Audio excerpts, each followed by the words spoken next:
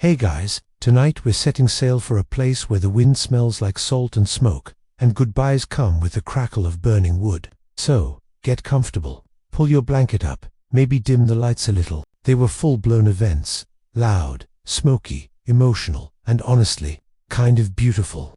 See, for the Vikings, death wasn't really the end. It was more like an exciting new chapter, a slightly confusing one, sure, because depending on how you died, you might end up in a big golden hall drinking mead forever. But before we get there, let's imagine what life felt like for a Viking. You're living in a longhouse made of wood and turf. The air smells like smoke and stew. There's always someone sharpening an axe somewhere nearby, and your neighbors have names like Bjorn, Thora, and maybe one guy everyone just calls the Loud. Life's rough. The winters are long. You spend your days farming, fighting, or pretending not to notice your cousin eating all the dried fish. And through it all, one truth stays solid. Someday, you'll die. Maybe in battle, maybe on a fishing boat, maybe from an unlucky sneeze in midwinter. But when you do, you hope people will remember you and send you off the right way. Now, what does the right way mean? That's where things get interesting. People brought gifts, food, animals. Sometimes even people were sacrificed. Don't worry, we'll get there gently. For now, picture this. The community gathers on a grey morning by the fjord.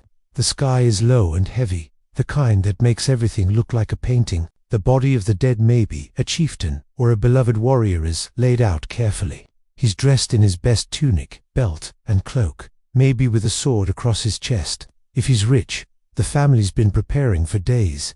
They've built a ship, or at least a boat big enough to carry him and all the stuff he'll need in the next life. Weapons, tools, a few animals, some jewelry, maybe even his favorite drinking horn, which honestly sounds like a pretty good excuse for shopping. They'd chant, wave staffs, and maybe talk to spirits. Imagine it, wind whipping through her hair, the smell of smoke and salt, her voice rising above the crowd, half prayer, half spell, and the crowd, they're quiet. Even the roughest warriors stand still. The Vikings didn't think of death as scary. It was mysterious, sure, but it was also a passage. Like setting out on a voyage across dark waters, you'd need courage, good company, and a decent ship. If the family could afford it, that ship might literally become your coffin. Archaeologists have found graves shaped like boats, or even full ships buried in mounds like at Oseberg in Norway. Inside, they found two women, surrounded by carved wagons, tapestries, animals, and food. Everything they'd need for the journey ahead. The ship burials were both practical and symbolic. Ships were how the Vikings explored the world, so it made sense they'd also be how souls crossed into the next one. Now, let's talk about the fire. You've probably seen it in movies. Flaming ship drifting out to sea, the crackling wood reflecting in the water. It's dramatic, right? Turns out, that image comes from real accounts. But it wasn't the norm. Most Viking funerals were done on land, with cremation pyres or burials under earth mounds. But the fire idea, it stuck because it was spectacular. Imagine the flames rising into the twilight sky, sparks flying upward as the wood creaks and collapses. The smell of pitch and pine. People standing silently, some crying, some whispering stories about the dead. It's grief and pride all mixed together. Because for the Vikings, how you died and how you were remembered was everything. Dying bravely could earn you a place in Valhalla, Odin's hall. There, you'd feast and fight forever. If you were a woman, you might end up in Folkvanga, the meadow of the goddess Freya, peaceful, sunny, full of wildflowers. But if your death was unheroic, or your life dishonorable, you might end up in hell, the underworld, cold, shadowy, ruled by the goddess Hel herself. Still, hell wasn't quite the hell people imagine today. It wasn't torture, it was just boring, a place of rest and shadow, which, honestly, after a lifetime of raiding and rowing, might not be so bad. So, while today we think of funerals as quiet affairs, the Vikings saw them as a blend of celebration, fear, and hope. They honored the person, tried to please the gods, and made sure everyone left remembering one thing: the dead was gone, but not forgotten. And the rituals could get wild. In the Arab traveler Ibn Fadlan's 10th century account, he described a Viking funeral he saw near the Volga River. The dead chieftain's ship was loaded with treasures, food, weapons, and a slave girl who volunteered to go with him. The ceremony lasted days, drinking, chanting, and finally, the girl was sent to join her master in the next life. It's grim by modern standards, but to them, it was sacred. That kind of funeral was probably rare, but it shows just how much meaning the Vikings put into death. It wasn't just about mourning, it was about transformation. The fire, the ship, the songs, they were all symbols of crossing over, and maybe that's why these stories still catch our imagination today. There's something poetic about it. The idea that death isn't an ending, just another voyage. Maybe not by sea this time, but by memory carried forward by the stories people tell about us. So, as the flames die down and the wind settles, the Vikings would gather for a feast. Ale would flow, laughter would return, and stories of the dead would echo through the hall, because remembering someone well was the best kind of immortality. And as you lie there, warm and sleepy, listening to the fire crackle in your imagination, you can almost hear the faint rhythm of oars in the distance. Somewhere, a ship is sailing through the mist, carrying another soul to wherever Vikings go next. Or maybe, just into legend. After the fire faded and the ashes cooled, life in the village slowly returned to normal.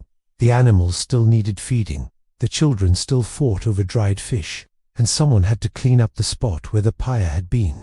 But the spirit of the person who'd just left, well, they weren't gone. Not really. Not to the Vikings. See, to them, the line between life and death wasn't a solid wall. It was more like a foggy shore. You could cross it one day, and people could still feel you there, on the other side, especially if you hadn't gone peacefully. That's why funerals mattered so much. They weren't just ceremonies. They were a way to make sure the spirit didn't stick around haunting your sheep. Now, when it came to the afterlife, Vikings didn't have just one place everyone went. No simple heaven or hell system for them. Nope. The Norse afterlife was a whole network of destinations, with its own mood, its own ruler, and its own vibes. Let's start with the one everyone's heard of, Valhalla. Ah yes, the great hall of Odin, the Ofta. Imagine a vast golden hall so big that its roof is made of shields, its walls of spears, and the benches are filled with warriors who spend their days fighting and their nights feasting. Sounds exhausting, but apparently, it was the dream. Getting into Valhalla wasn't easy though. You couldn't just die quietly of old age and stroll in like, "Hey Odin, what's for dinner?" Nope, you had to die bravely, ideally in battle. And you couldn't be a coward. Dying with your sword in your hand was the golden ticket. The Valkyries, divine warrior women with a serious sense of drama, would choose the fallen heroes and carry their souls to Odin's hall. There, they'd feast on the meat of a magical boar that never ran out. Drink mead from a goat that never stopped producing it. Don't ask how that works. And train every day for the ultimate final battle, Ragnarok, the end of the world. But Valhalla wasn't the only VIP afterlife package. There was also Folkvanger, ruled by the goddess Freya. Half of the warriors who died in battle went there instead of Valhalla. It was less about endless fighting and more about peace and beauty. A meadow filled with flowers, light, and rest. You could say Valhalla was for those who liked noise and ale, and Folkvanger was for the introverts who preferred a nice picnic in the afterlife. Then there was hell. Not to be confused with hell as in eternal torture. The Norse hell was cold, quiet, and shadowy, a sort of grey realm for people who died ordinary deaths. Old age, illness, maybe slipping on some ice while carrying fish. Hell was ruled by the goddess Hel, half alive, half dead, literally, one side of her face beautiful, the other pale and corpse-like. But she wasn't evil, she just managed things, like the cosmic HR department of the dead. And then, there were stranger places. The sea had its own spirits. Drowned sailors were said to join Ran, a sea goddess who caught them in her nets. Some warriors might end up in Odin's company, while others might walk the misty fields of Helgafell, the holy mountain, where families could still visit their ancestors in dreams. What's fascinating is how practical all this was to the Vikings. They didn't think too much in absolutes. You could believe in Odin and still talk to the spirit of your grandmother who died 10 years ago. Religion wasn't rigid, it was woven into daily life. When someone died, people didn't just mourn, they prepared them for that next step. The family might whisper messages to the dead, giving last advice or apologies. They'd place objects in the grave, coins, knives, tools, jewelry. In some graves, archaeologists have found combs. Yes, combs, because apparently, being tidy mattered even in Valhalla. Sometimes animals were buried: 2 horses for riding into the next world, or dogs for companionship. The symbolism ran deep. A sword wasn't just a weapon, it represented honor. A necklace might symbolize love or protection. Every object told a story about who the person had been, and what they might need to stay themselves on the other side. And funerals were social events too. The living and the dead were connected by obligation. You honored the dead not just because you missed them, but because failing to do so could bring bad luck. A restless spirit could linger, cause illness, or just make the cows act weird. The Vikings called such spirits Draugr, undead figures who guarded their graves or punished the greedy. Yeah, zombie Vikings, but not the brain-eating kind, more like angry ghosts with a strong sense of property rights. They'd show up glowing or swollen, and if you saw one, you knew you'd messed up the funeral. The only fix: dig them up and burn them properly, or, move to another fjord. These beliefs made death part of the community's rhythm. Funerals weren't private. They were a shared experience. The food, the songs, the storytelling, all of it, helped people process loss and also remind everyone that death was part of life. The feasts could last for days. Imagine it: the smell of roasted meat, the clatter of drinking horns, laughter mixing with moments of quiet reflection. Someone stands and tells a story about the deceased, the time they fought off 3 bandits, or how they once fell asleep in a fishing net. Everyone listens, drinks, and nods. The mood swings from sad to funny to strangely comforting. That's what the Vikings were so good at, turning even grief into something human and communal. They faced death the same way they faced everything else, directly, with a little humor and a lot of mead. And those afterlife beliefs weren't just comforting stories, they shaped behavior. If you believed that dying bravely could get you a spot in Valhalla, you fought harder. If you thought generosity would be remembered forever, you shared your food. Their worldview was built on legacy: what people would say about you after you were gone. There's a famous line from an old Norse poem that sums it up perfectly: "Cattle die, kinsmen die, all men are mortal, but one thing never dies, the fame of a dead man's deeds." That idea ran deep. The Vikings didn't build huge temples or write long scriptures. Their religion lived in words, in songs, in firesides. Every story told about a dead person was a little act of resurrection, keeping their spirit alive through memory. And memory mattered more than anything. A good funeral wasn't just a goodbye, it was a performance of remembrance. People would tell tales, carve runes, or even raise standing stones to mark where someone had been laid to rest. Some stones bore poetic inscriptions, simple lines about courage, honor, or love. Others just said, "He was a good man." Even that was enough, because in their world, being remembered kindly was as close as anyone could get to eternity. As the feast wound down, people would start to drift home, still talking quietly about the one they'd lost. Maybe someone hummed a tune, maybe someone stumbled a little on the path back to the longhouse. The smoke from the pyre still hung faintly in the air, blending with the mist that rolled in from the fjord. Inside the hall, the fire burned low. Shadows moved across the walls, shapes that might have been tricks of the light, or maybe something else. The Vikings truly believed their ancestors lingered close. The warmth of the hearth was shared with those who had gone before. And on nights like that, when the wind howled and the world felt thin, people might tell stories of those who'd returned for a visit. Maybe a loved one appearing in a dream, or a flicker of light on the water that looked just like a departed friend's lantern. They didn't fear these things. To them, it meant the boundaries were still open. Life and death were neighbors, separated only by the width of a doorway, so they'd raise a final toast. To the departed, they'd say, and to the road they travel. The fire would pop, sparks drifting upward like tiny souls heading skyward. And in that glow, for a brief, beautiful moment, the Vikings believed the dead were right there with them, sharing the warmth, smiling at the stories, and maybe even enjoying one last cup of mead. Because in the end, that's what the Viking funeral was really about. Not the fire, not the ship, not even the gods. It was about memory, love, and the quiet human hope that somehow, somewhere, the story keeps going. So, let's talk about the women, the real spiritual powerhouses of Viking funerals. When we imagine Vikings, most people think of big bearded guys waving axes, shouting Valhalla, and probably forgetting to wash their tunics. But in truth, Viking society was full of strong, capable women who kept the community together.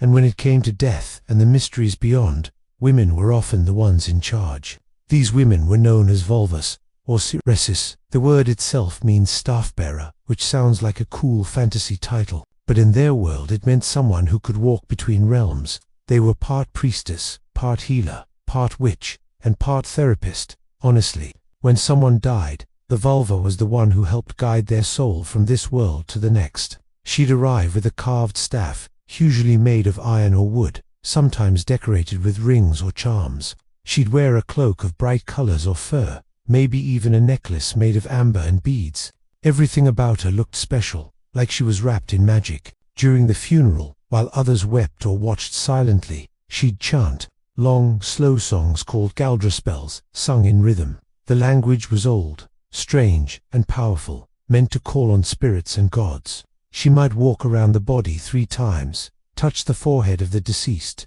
whisper something that no one else could hear. Some of those chants were for protection, others were to help the soul find its way, like a spiritual GPS for the afterlife. The vulva wasn't someone you'd casually invite over for tea. She was respected and feared in equal measure. People believed she could see things others couldn't, omens, futures, invisible visitors hovering in the smoke. And during funerals, that made her vital, because if you got death rituals wrong, well, you didn't just risk angering the gods, you might end up with an undead relative. These women were also keepers of memory. They remembered family lineages, ancient sagas, and the right way to honor each ancestor. They knew what songs to sing for warriors, what offerings to bury with sailors, and how to soothe a restless spirit. Their role in funerals wasn't just spiritual, it was cultural preservation. And here's something fascinating. Archaeologists have actually found graves that seem to belong to vulvas. One of the most famous is the Oseberg burial, the one with the beautifully preserved ship found in Norway. Inside, 2 women were buried together, surrounded by incredible treasures, carved animal heads, a wagon, textiles, food, even a little bucket of apples. No one knows exactly who they were, but scholars think at least one was a high-ranking priestess, maybe even a royal seeress. Her staff was found beside her, a slender iron rod with intricate decorations. It's eerie and beautiful. Even after more than 1,000 years, it feels like a story that still hums with energy.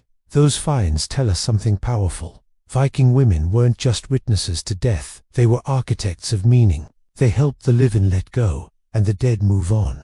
Now, while the vulvas handled the spiritual side, families handled the practical. The body had to be washed and dressed. Usually, close female relatives did that too. Death was natural, and touching the body wasn't taboo, was part of caring for your own. The clothing mattered too. A warrior might be dressed in his battle tunic and cloak, while a woman might wear her best dress and jewelry. The idea was to present yourself well to the gods, kind of like showing up at the airport in clean clothes before a long flight. And while all this was happening, the men usually worked outside preparing the pyre or digging the grave. Everyone had their role. The community came together, each doing their part to send one of their own into eternity. Now let's zoom out a bit to what archaeology has shown us about all this. For centuries, our image of Viking funerals came from sagas and old stories. But the real physical evidence, it's even more fascinating. Across Scandinavia, archaeologists have uncovered hundreds of graves that reveal just how diverse Viking funerals were. Some people were cremated, their ashes buried in urns. Others were laid to rest whole, inside boats, coffins, or even stone chambers. The grave goods varied wildly too. Some graves were stuffed with weapons, silver, and armor. Others had everyday items: combs, keys, sewing needles, even board games. Yeah, board games. Apparently, even in death, Vikings didn't want to get bored. One particularly striking find is the Gokstad ship burial. Inside was a man, possibly a chieftain, surrounded by weapons, tools, beds, 3 small boats, and even the remains of 12 horses and 8 dogs. It's like he was ready for the most epic road trip of all time. And then there are smaller, humbler graves. Farmers, fishermen, children. They didn't get ships or golden brooches, but they still got care. A few tools, maybe a favorite toy, maybe a carved piece of wood with runes etched into it. Everyone, no matter how rich or poor, got some form of ritual, because everyone mattered. What's amazing is how personalized these burials were. They reflected who the person was. A blacksmith might have his hammer, a woman might have her spindle or keys, a warrior his sword. It's a kind of storytelling in objects, a message from the living saying, this is who they were, this is what they loved. The Vikings believed the dead would need energy for the journey ahead, and in a way, leaving food was a way of caring, one last meal before the long voyage. Then there's the ship burials themselves, arguably the most famous symbol of Viking death. The ship was both practical and poetic. It was how they explored, traded, and conquered in life. So of course, it became the vessel for their journey in death. The idea of sending someone off in a boat, whether by fire or burial, tied perfectly into their world view. Life is a voyage, death is the next sea. Of course, not every Viking got that treatment. Ships were expensive, after all. So, sometimes, graves were just built like shipstones laid out in a boat shape, the outline marking the journey's symbol. Even a small, poor village might gather enough stones to make that shape, ensuring their loved one's spirit could sail to wherever they needed to go. And speaking of journeys, remember those fireships people always imagined drifting out to sea, flaming and majestic. They probably didn't happen often, but when they did, wow. Archaeological and written records suggest these fiery farewells were rare, reserved for the powerful or the dramatic. A ship pushed out, set aflame with pitch and oil, drifting into the fog. Whether that actually happened much or not, the image stuck in the imagination of people for centuries. It's cinematic for a reason. Even now it feels sacred, the idea that someone could be carried away by fire and water at once, vanishing into the horizon. And that's kind of the magic of Viking culture, the mix of reality and myth. They didn't need perfect accuracy. They needed meaning. The stories they told about death helped them face it with courage and humor. In those days, people didn't have doctors or psychologists to help them process grief. What they had were rituals, songs, and stories. They had each other. Maybe that's why their funerals were so elaborate.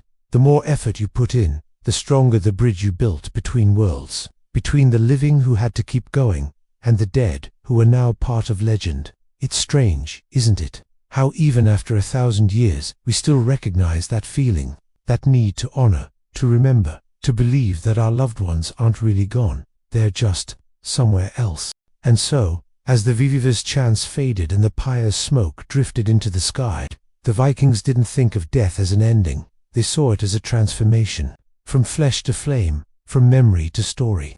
Maybe that's why their burials were so filled with care, because deep down they believed what we all secretly hoped, that being remembered, truly remembered, is a kind of immortality. The next morning, life would go on. The fields would need tending, ships would need mending, children would need scolding. But the world felt a little thinner, like one thread in the great web of existence had been gently untied.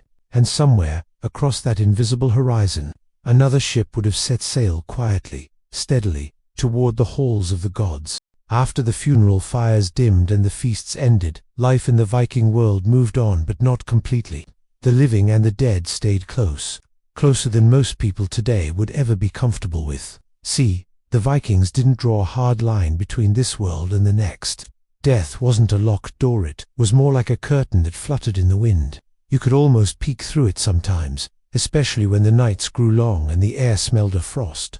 And that's where the Draugr came in. Now, if you've ever heard that word, you might think of monsters or zombies, big, ghostly warriors that crawl out of their graves to haunt the living. And yeah, that's not far off. But the Draugr weren't just random undead. They were people who refused to stay dead. The word Draugr means something like the revenant, or the one who walks again. Sometimes they were spirits, other times physical corpses that moved and fought. In the sagas, they were described as swollen, bluish, glowing faintly in the dark, and smelling well, like death. Not great dinner guests. But they didn't rise for fun. They rose because something had gone wrong. Maybe the funeral rites weren't done properly. Maybe someone had stolen from their grave. Or maybe, deep down, the Draugr was just too stubborn to leave the world behind. And stubbornness, if we're being honest, was kind of a Viking specialty. Stories of the Draugr often mix fear with fascination. They weren't just spooky, they were a warning, a reminder that the dead deserved respect. There's one old Icelandic saga about a farmer named Hjalmar, who was strong, rude, and not exactly a team player. One winter, he skipped church, broke rules, and died in the snow.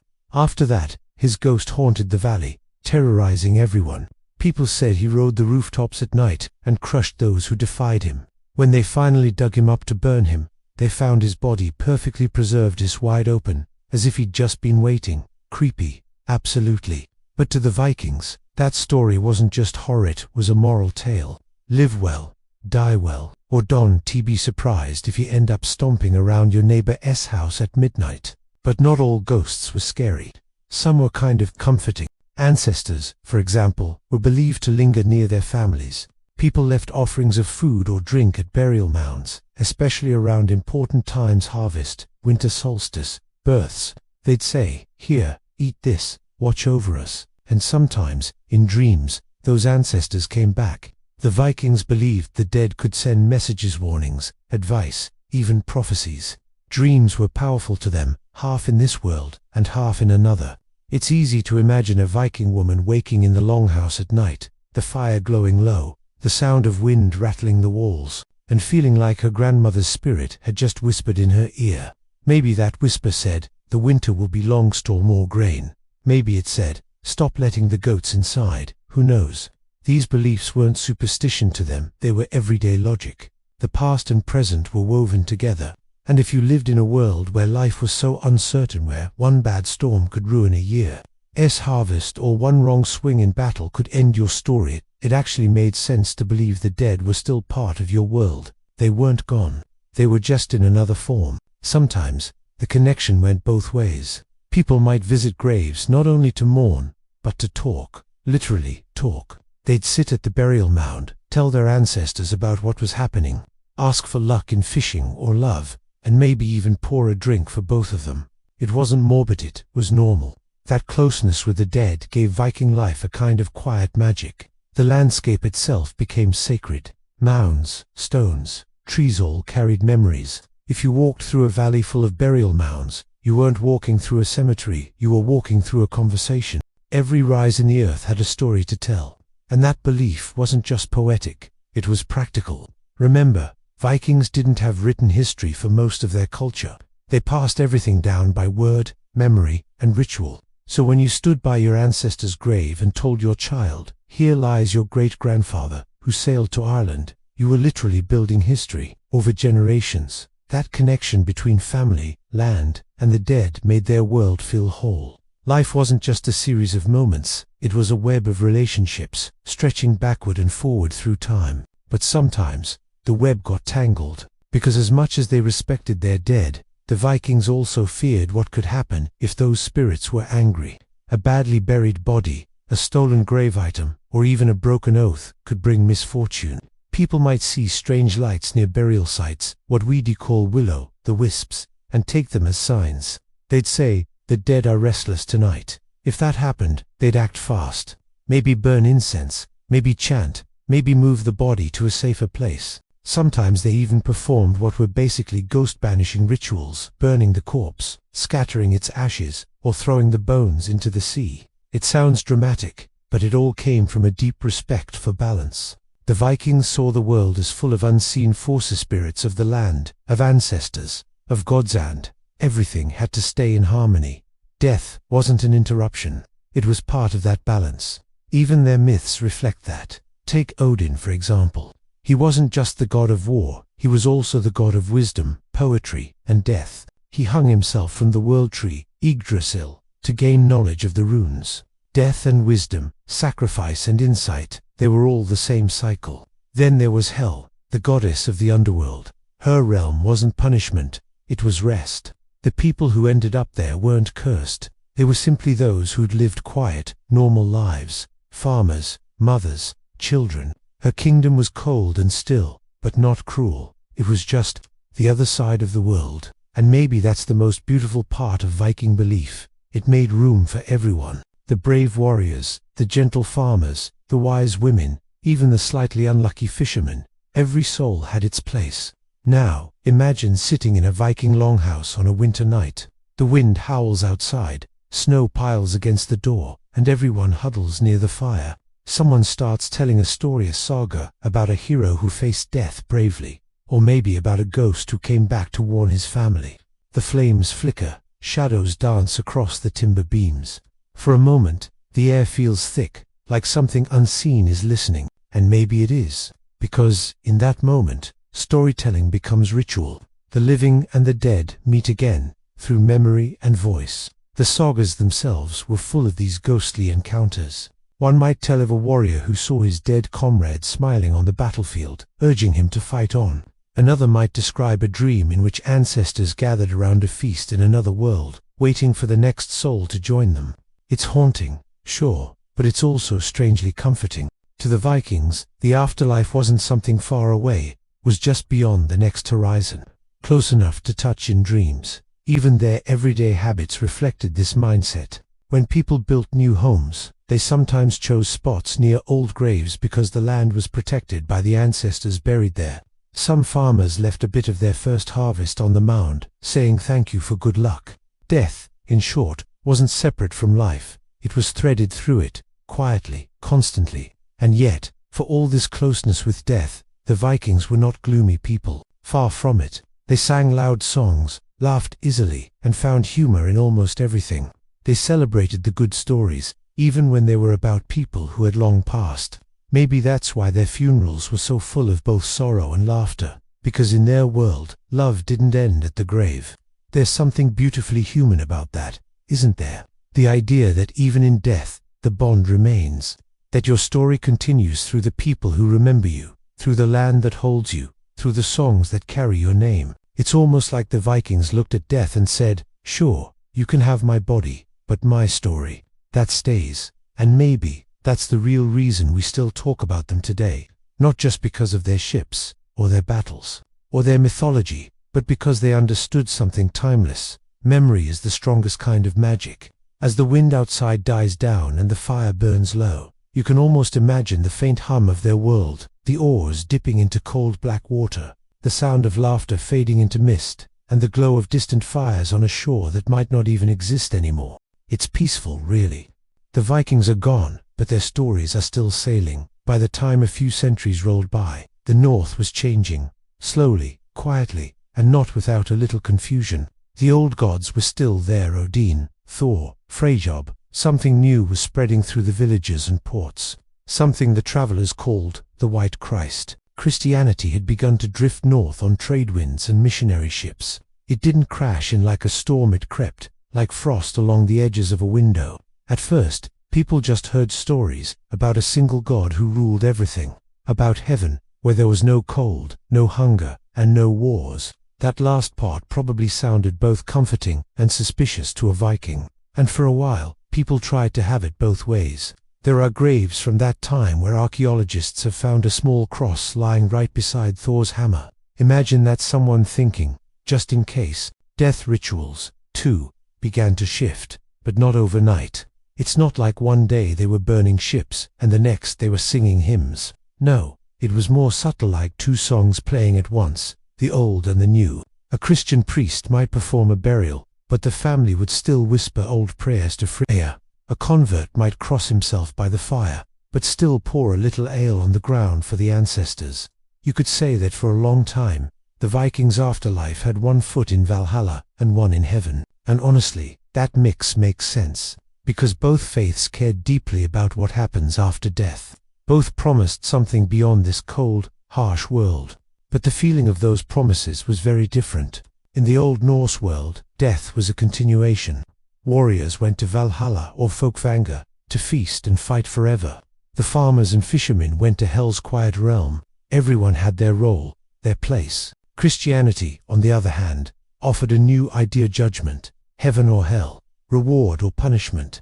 Suddenly, death wasn't just another chapter, it was a test. And for a people who'd built their culture around honor, courage, and reputation, that was a major shift. It didn't erase their old ideas, though, if anything, it layered over them, like paint on wood. Underneath the Christian prayers, the bones of the old beliefs still glowed faintly. Even in the 10th and 11th centuries, when most of Scandinavia was officially Christian, you still see traces of Viking funeral customs lingering like ghosts. People still buried weapons with their dead. They still dressed them in fine clothes. They still left food, tools, and coins. Because just in case, maybe, the journey continued, and who could blame them? It's hard to let go of traditions that have comforted your people for centuries. Imagine being a farmer in, say, Norway around the year 1000. You've just buried your father. The priest tells you his soul is in heaven now, but when you walk home, the wind picks up. The hills look the same as always. You pass the old mound where your grandfather lies, and it feels alive somehow. You might mutter, "Sleep well, old one," before going inside. You might leave a small cup of beer outside the door, not because the priest said so, but because your heart still believes the old way. There's something deeply human about that overlap between faiths. We rarely stop believing in one thing, we just add layers. We weave new ideas into old roots, and those roots ran deep in the Viking world. Even the sagas written after conversions still carry whispers of the old death lore. Odin still shows up in dreams, ghosts still wander, faith the word still shapes lives. It's as if the Vikings said, "All right, we'll take your heaven, but we're keeping our ghosts. Thank you very much." This blending wasn't just about religion, it was about identity. Because when your culture is built around bravery, honor, and storytelling, you can't just swap out your entire view of death, like changing a shirt. You adapt it. So you start to see hybrid rituals. Instead of burning ships, maybe people built smaller fires, symbolic ones, to light the way for the soul. Instead of animal sacrifices, they might offer bread or candles. The old gestures softened but didn't disappear. In Iceland, for example, old poems talk about Christian burials happening near ancient pagan mounds. The new churchyards were sometimes built right beside the old sacred grounds, as if to say, "We'll keep both, thank you." Some people probably didn't even notice the transition. Their lives were still about farming, fishing, family. The priest's Latin words might have sounded as mysterious to them as Odin's runes once did. What mattered wasn't the name of the god, it was that the dead were cared for, that their journey was honored. Because at the heart of all this, the fire burials, the prayers, the songs, was the same feeling, love mixed with awe. And love doesn't really change with religion. What's fascinating is that even after centuries of Christianity, Viking burial customs kept echoing in northern folklore. For example, the idea of the dead needing light to find their way home became part of Christmas traditions. People started lighting candles in windows, or carrying torches through the snow. They said it was to guide Christ, but maybe, deep down, it was still to guide their ancestors. Even now, in some Scandinavian villages, folks still visit graves on Christmas Eve. They bring candles, food, even drink, and sit quietly among their loved ones. If you didn't know better, you'd think you were seeing a Viking ritual dressed up for winter. History doesn't vanish, it evolves. But back in the Viking Age, before all those layers settled, funerals were still wild and wondrous things. Every region had its own flavor. In Sweden, people sometimes built wooden chambers underground, almost like small houses, for the dead to rest in. In Denmark, ship burials were common, but not always burned. Some were simply buried whole, covered with earth. In Norway, mountainsides hid graves filled with treasures, while in Iceland, graves were often smaller, simpler, but always deliberate. And let's not forget Greenland, where the cold was so intense that sometimes, even centuries later, bodies have been found perfectly preserved, faces peaceful, as if they'd just fallen asleep. When archaeologists uncovered those graves, they didn't just find bones, they found worlds. Tiny brooches carved with animal shapes, glass beads traded from faraway lands, iron knives still sharp, and even traces of food left beside the body. Bread, berries, fish. Imagine being so devoted that you'd cook for someone who's already dead. That's love and hope in its purest form. The dead were dressed carefully, almost ceremoniously. If the person had been important, a chieftain, a cirrus, a warrior, their clothing was sometimes woven with silver threads, dyed deep reds or blues. The colors mattered. They showed rank, but also readiness for the next world. Because you never know what's in the afterlife, you might as well look sharp. And for women, the grave goods could be just as grand. Keys, jewelry, weaving tools, and sometimes magical staffs. Those staffs likely belonged to Volvas, the priestesses who spoke between worlds. Even in death, their power lingered. Some were buried sitting upright, as if still mid-ritual, waiting to speak again. That's how deeply the Vikings believed that magic didn't die, just moved. You can almost picture a Vaeviva's burial, the air heavy with smoke, people chanting softly, the sea nearby whispering against the shore, her staff glinting in the torchlight. Someone steps forward and says, "She will guide us still." And maybe she did, because the Vikings never thought death meant silence. They believed messages could pass between worlds through dreams, signs, omens. A raven flying the wrong direction, a storm arriving too soon, or a sudden calm at Seoul could be signs from the beyond. It made life feel enchanted, dangerous, but meaningful. And while today we might think of omens as superstition, to them it was just paying attention. If your ancestors could whisper through the wind, wouldn't you listen? Even in Christian times, this habit didn't die out. People still read signs in nature. They still told stories of the restless dead, or of bright lights appearing above mounds on cold nights. Those lights, the elves, fires, or spirit flames, became woven into local folklore. People said they marked where treasure lay buried, or where a soul lingered. It's like the Viking world refused to fully fade away. Its heartbeat slowed, but never stopped. Because here's the thing about the Vikings, they weren't just warriors or raiders, they were storytellers. And as long as someone kept telling the story, the old ways stayed alive. Maybe that's why, even now, when we talk about them, it doesn't feel like ancient history. It feels close, familiar, like remembering a dream you half forgot, the flicker of a candle, the sound of waves, a name spoken softly into the dark. All reminders that somewhere, a long time ago, people watched the same stars and wondered where their loved ones had gone, and whether they believed in Valhalla, hell, or heaven. They all looked up at the same sky and hoped it was beautiful there. When you think about Vikings, you probably imagine men with axes, ships, and beards that could hide a small family of birds. But the truth is, when it came to death, women often held the real power. They were the ones who prepared the body, the ones who whispered prayers, wrapped the dead in cloth, and kept the fire burning.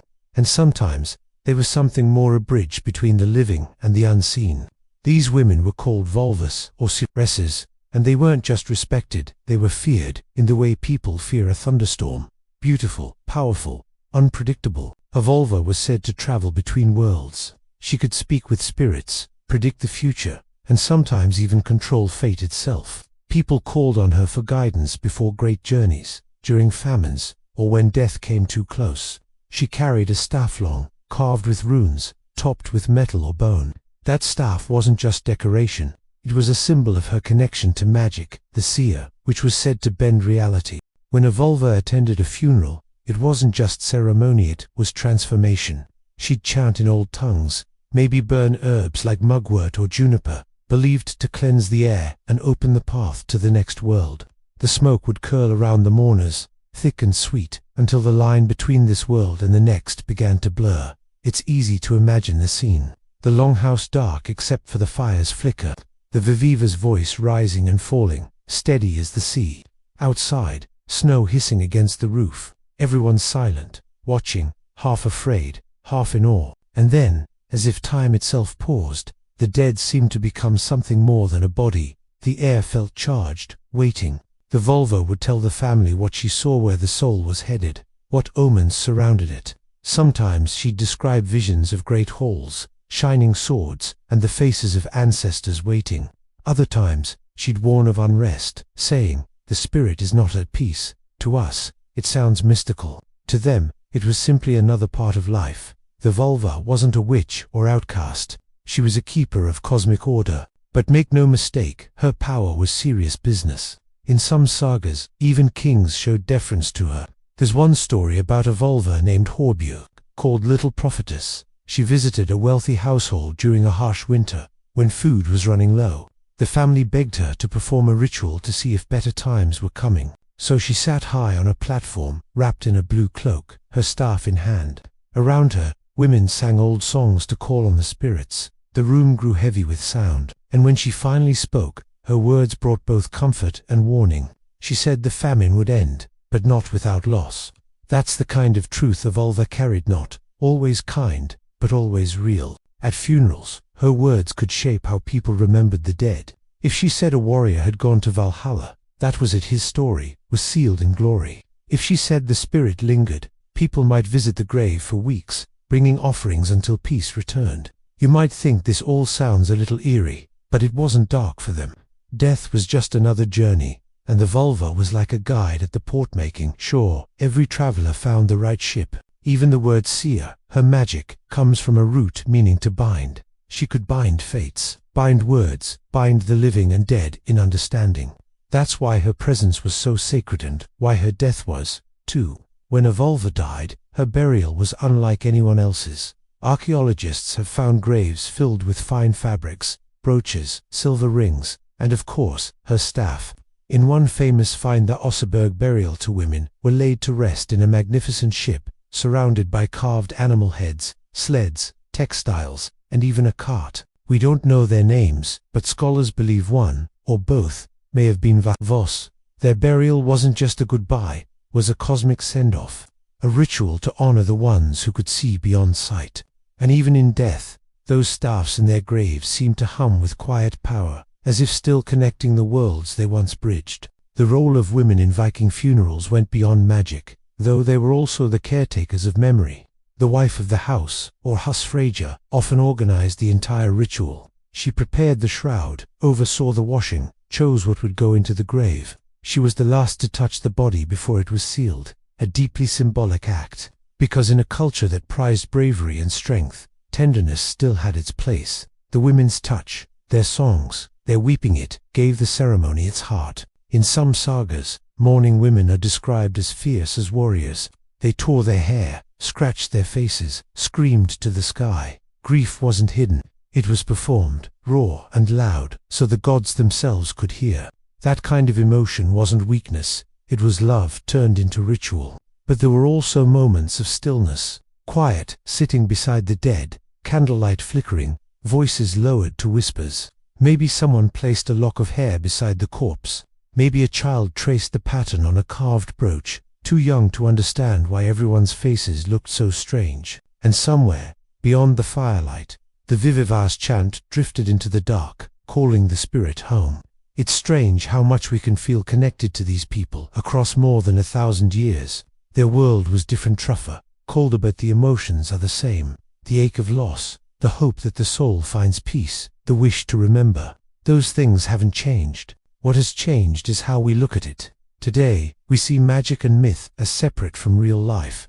For the Vikings, they were woven together. A funeral wasn't just about saying goodbye, it was about keeping the balance of the world intact.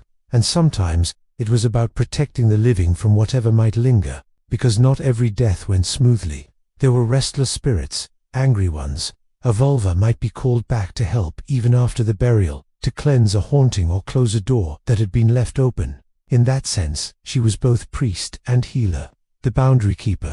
You could almost say that Viking funerals were half ritual, half spell. Every gesture, every object meant something. Fire purified, water cleansed, song guided, and silence sealed the pact. When we look at burial finds today, it's tempting to see only artifacts, bones, beads, wood. But for them, every one of those things carried power. A knife might protect. A comb might bring beauty into the next life. A piece of amber might hold light, literally capturing the sun for the soul to carry. It's poetic, but it's also incredibly human. When someone dies, we still do the same thing. We choose what to leave with them. Maybe not swords and staffs, but photos, letters, flowers. The instinct is the same. We want to send them off with love. Sometimes, I think the Vikings understood that better than we do. They didn't hide from death. They looked it in the eye, dressed it in silk, gave it a good meal, and then set it sailing into the night. And maybe that's why their stories still pull at us. They didn't just fear death, they made peace with it, through beauty, through ritual, through story. When the vulva lifted her staff for the last time, when the flames caught the ship's edge, when the wind carried the ashes out to sea, those were their ways of saying, you mattered, you will be remembered. And as long as someone remembers, no one ever really dies. That's the quiet truth humming beneath every Viking funeral. The fire burns out, the sea grows calm, but the story keeps sailing. Now that the fire has died down and the smoke has drifted toward the stars, let's talk about what the Vikings believed came next. Because for them, death wasn't an ending, it was an address change. The Viking afterlife was complicated and kind of fascinating because there wasn't just one destination for souls. There were many, and where you went depended not just on how you died, but who you were, how you lived, and maybe a little bit on who you knew among the gods. Let's start with the most famous one, Valhalla. You've probably heard the name, the Great Hall of Odin, the All-Father. But the real Valhalla wasn't just a party for heroes. It was both glorious and grim. Picture this, A massive hall in Asgard, its roof made of shields, its walls lined with spears, its benches crowded with warriors who died bravely in battle. They're called the Einherjar, and their job in the afterlife is to keep training. All day, they fight each other, swords clashing, axes flying, and every night, they rise again, whole and laughing, to feast on endless meat and mead. It's the ultimate warrior's loop: fight, die, eat, repeat. And Odin himself walks among them, watching, maybe even smiling a little, because he's gathering his army, preparing for Ragnarok, the end of the world. The idea was that when the final battle came, the Einherjar would fight beside him against giants and monsters. So yeah, Valhalla wasn't really paradise in the peaceful sense, it was more like an eternal boot camp. But for the Vikings, that was the dream. Dying with a weapon in hand, courage unbroken, that was how you earned your place in Odin's hall. Not everyone made it there, though. In fact, only half of those who died in battle went to Valhalla. The other half were chosen by Freya, the goddess of love, fertility, and, well, death. She ruled a realm called Folkvanger, meaning the field of the people. It's said that her hall, Sesrumna, was calmer than Valhalla, less fighting, more resting, still honorable, still proud, but softer somehow. Freya's warriors feasted too, but her realm felt warmer, quieter, more human. It's almost poetic, isn't it? Odin got the thunder and swords. Freya got the hearth and peace. Two sides of bravery. And what about everyone else? The farmers, the fishermen, the mothers, the children, the unlucky ones who slipped on ice instead of falling in battle. Well, their road led to hell. Now, before your brain jumps to hellfire and punishment, stop right there. Viking hell wasn't the same thing. It wasn't a place of torture. It was simply another world. A colder one, quieter, slower, but not cruel. Hell was ruled by a goddess of the same name. Hel, daughter of Loki, half alive and half dead.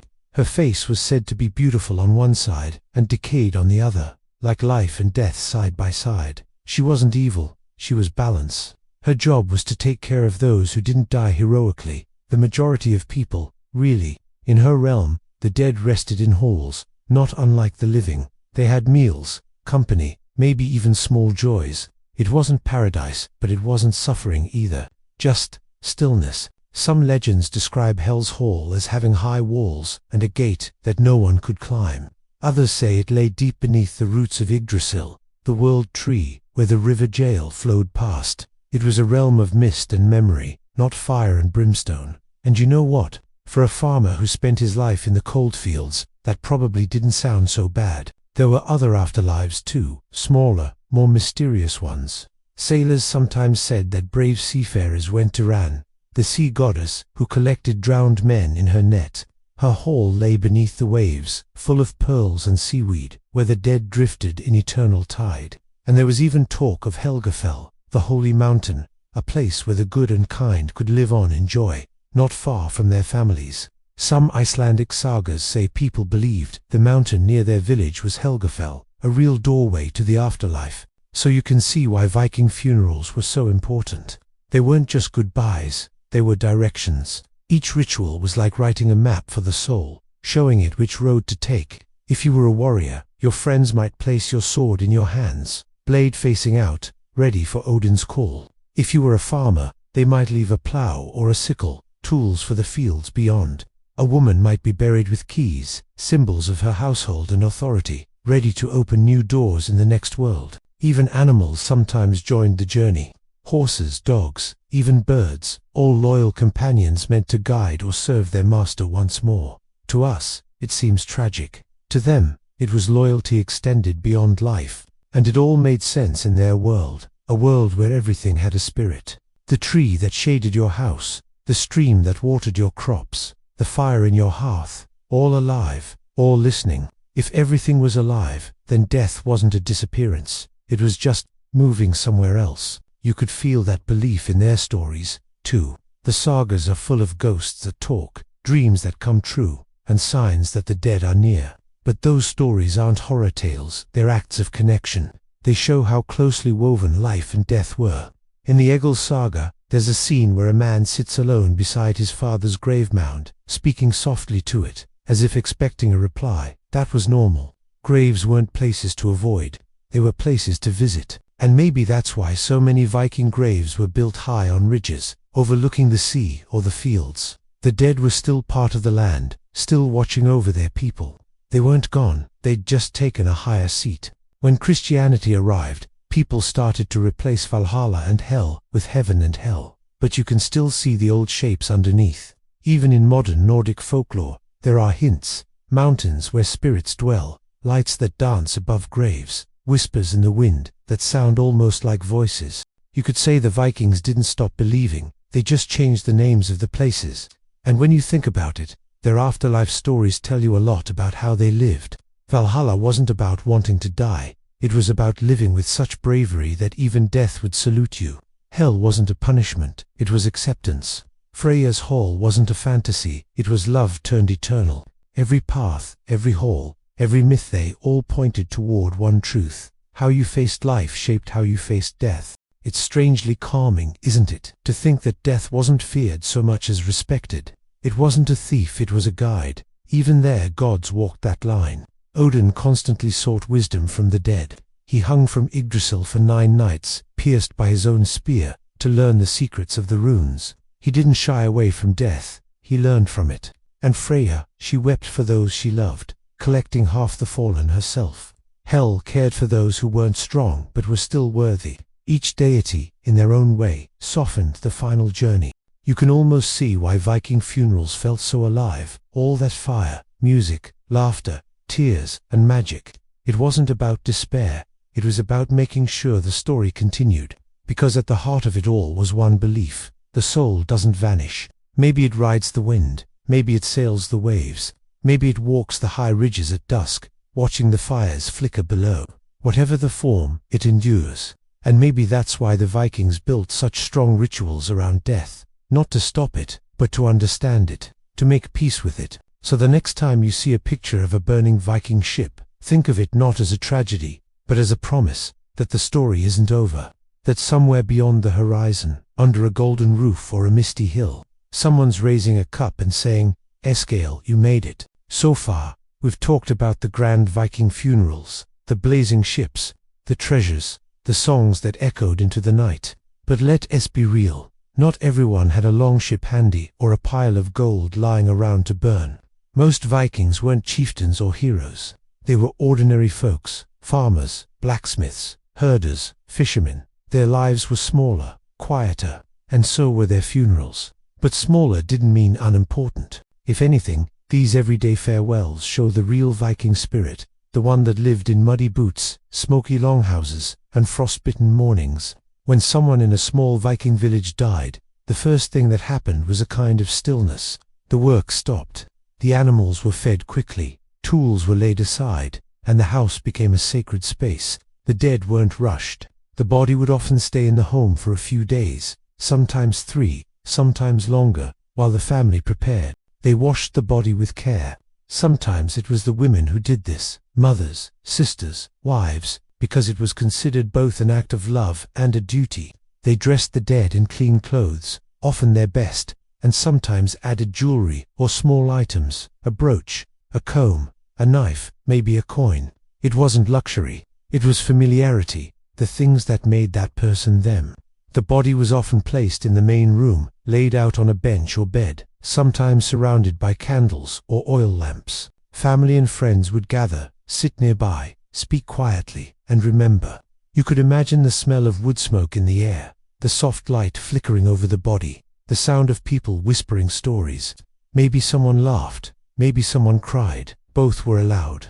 Because in Viking belief, death was part of the household, not something to hide. Sometimes, they'd even share a meal in the same room, a custom that might sound strange now, but was meant to honor the dead and comfort the living. After a few days, it was time for the burial. And that's where things varied. The rich might have their ships, but most people had graves, dug carefully into the earth, sometimes lined with wooden boards or stones to form a kind of coffin. For many, the grave was shaped like a small boat, literally boat-shaped, because even if you couldn't afford an actual ship, you could pretend to sail one in spirit.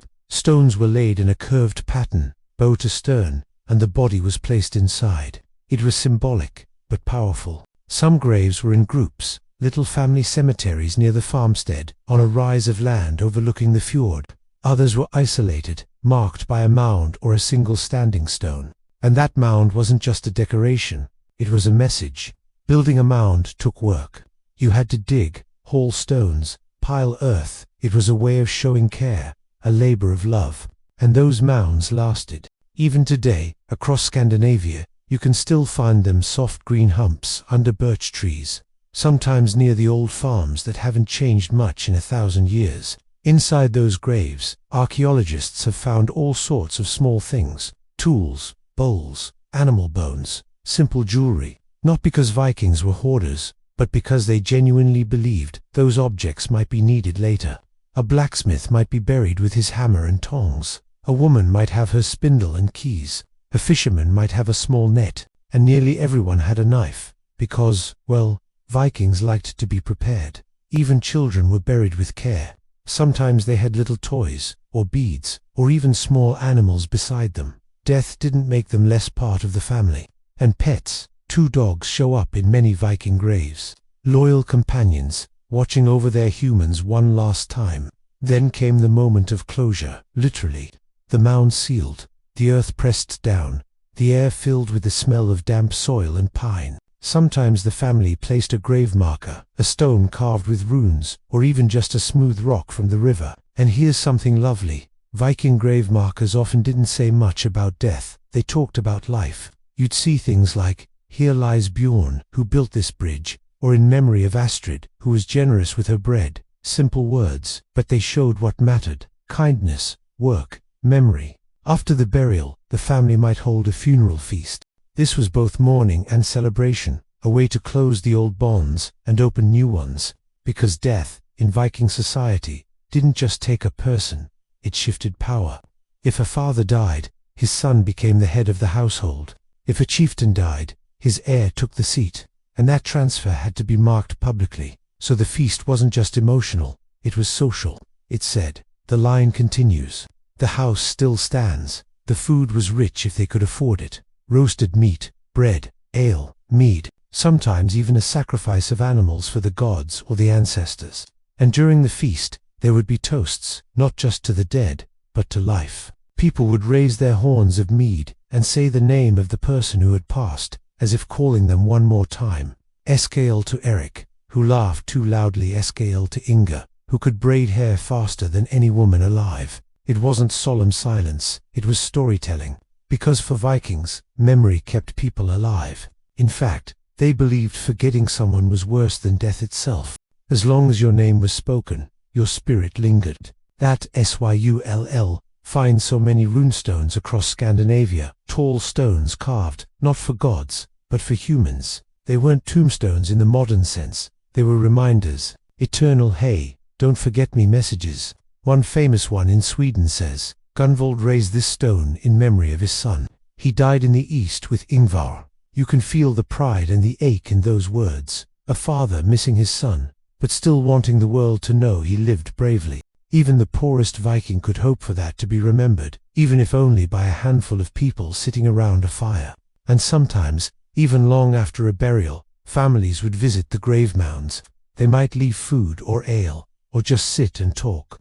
There's an old Norse custom called the brat, literally mound breaking. It meant reopening a grave, not out of disrespect, but to retrieve something left with the dead. Maybe a sword needed for the living, or a relic of memory. The act was done carefully, with words and offerings. Because the dead weren't gone, they were part of the family network.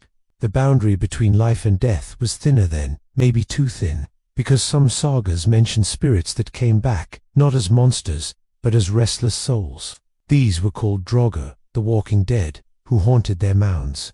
But here's the twist. Most of them weren't evil for the sake of it. They returned because something had gone wrong. Maybe they were buried with anger, or their possessions were stolen, or their memory dishonored. The solution: fix it, set things right, give them peace. It's funny how that mirrors modern grief. We too want to make peace with those we lose. We visit graves, speak to photos, light candles. We try to close the gap. The Vikings just did it with more mead, and maybe a sword or two.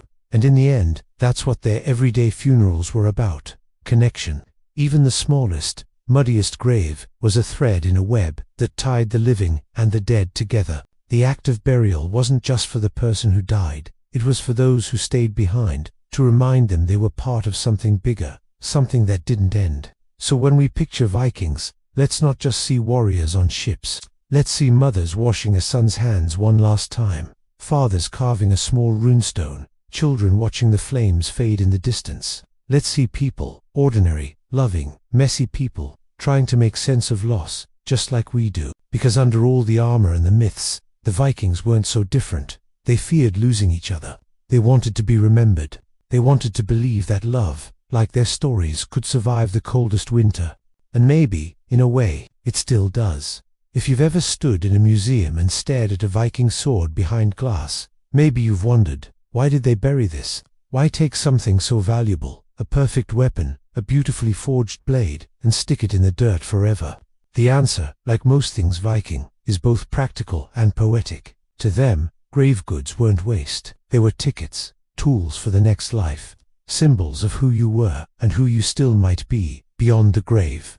Every object placed with a body had meaning, even the smallest ones. A sword, for instance, wasn't just a weapon. It was the story of a man's life, his courage, his victories, his name. Some swords were passed down for generations, gaining their own legends. To bury one with its owner was to acknowledge, you and this blade belonged to each other. You've both earned your rest. But sometimes, they didn't want that sword to be used again by anyone, living or dead. So they'd kill the weapon. Yeah, really. They'd literally bend or break it before burial, hammering the blade, snapping the hilt, twisting the metal. Archaeologists find these bent swords all the time. It sounds brutal, but it was ritual. By damaging the weapon, they symbolically released its spirit, sending it with the owner to the next world. It was like giving the sword permission to retire. And it wasn't just weapons. Women's graves were often full of beautiful jewelry, brooches, beads, necklaces, sometimes even imported silver. But those weren't just ornaments. They spoke of identity, family, and craft. A pair of oval brooches, for example, was more than decoration. It showed a woman's role, her authority in the household. In Viking culture, keys were powerful symbols. They weren't just practical, they meant responsibility. If you held the keys, you controlled the home's resources. So when archaeologists find keys in a woman's grave, it's not random. It's a statement. She ran things. And you'll find spindle whorls, weaving tools, even cooking pots. Not because the afterlife demanded endless chores, but because these were the things that defined a life well lived. In the same way, men's graves weren't always filled with weapons. Many had tools, axes, plows, fishing hooks. That tells us that for Vikings, the dignity of labor mattered just as much as battle. You didn't need to die in war to be remembered. You just needed to have done your work well. Even small objects, combs, tweezers, drinking horns, show something else. Care for appearance and social life. Vikings get a rough reputation, all mud and axes, but they were surprisingly into grooming. Seriously, they loved their combs. Excavations at Birka and other trading towns have found dozens of them, made from bone or antler, carved neatly, often kept in little leather cases. Imagine that.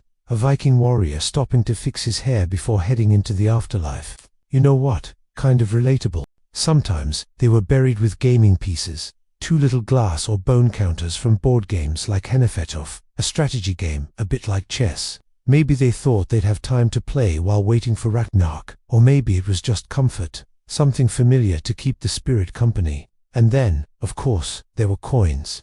But here's the twist. Vikings didn't use coins the way we think. They didn't have banks or pocket change. Coins were often cut into bits and used by weight, mostly for trade. But in graves, coins show up whole, sometimes sewn into clothes or placed in the mouth or hand. Sound familiar?